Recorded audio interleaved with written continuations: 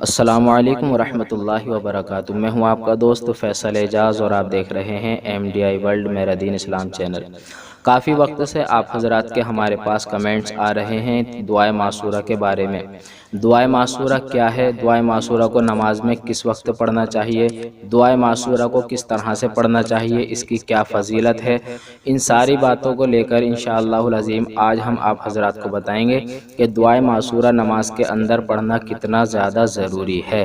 اس لیے آپ حضرات اس ویڈیو کو آخر تک دیکھتے رہیں، کہیں سے بھی آپ اس ویڈیو کو بیک نہ کریں، آپ اچھی طرح سے توجہ کے ساتھ ہماری اس ویڈیو کو سنتے رہیں تاکہ آپ حضرات کے ذہن میں بھی اگر دعائے معصورہ کو لے کر کوئی ڈاؤٹ ہو تو وہ بھی کلیئر ہو جائے، تاکہ آپ حضرات بھی جو ہے اس دعا کو اچھی طرح سے یاد کر لیں اور زیادہ سے زیادہ ثواب کے مستحق بن جائیں۔ سب سے پہلے ہم یہ جان لیتے ہیں دوستوں کہ دعائے معصورہ کون سی دعا ہوتی ہے۔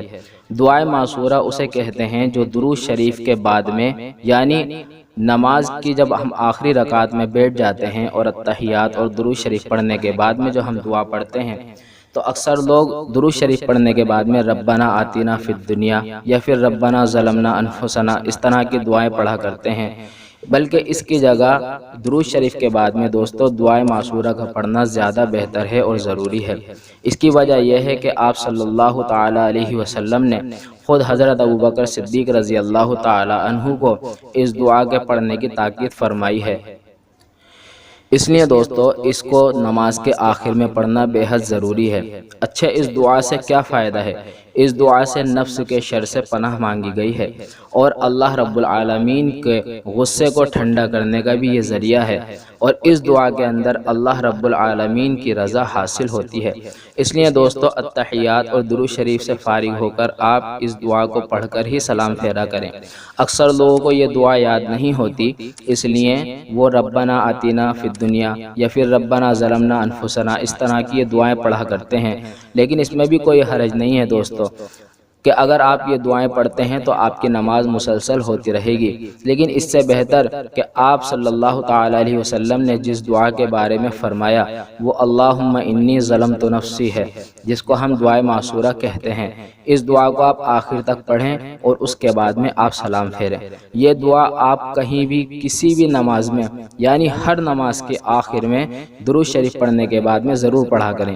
آپ چاہے نفل نماز پڑھیں، آپ فرض نماز پڑھیں، آپ سنت نماز پڑھیں، آپ چاہیں وتر وغیرہ پڑھیں، آپ جو بھی نماز پڑھتے ہیں آپ آخری رکعت میں درود شریف پڑھنے کے بعد میں اس دعا کو پڑھ لیا کریں۔ اگر آپ کو یاد نہیں ہے تو اسے جلد سے جلد یاد کرنے کی کوشش کریں، اور اس کے لیے آسان طریقہ یہ ہے کہ آپ کو ہمارے چینل کے اوپر ایک آئی بٹن مل جائے گا، آپ اس پر جب کلک کریں گے تو انشاءاللہ العظیم آپ کو دعائے معصورہ کی اچھی انفارمیشن حاصل ہو جائے گی، جس سے آپ جو ہے اچھی طرح سے اردو اور ہندی کے اندر اس دعا کو دیکھ کر یاد کر سکتے ہیں۔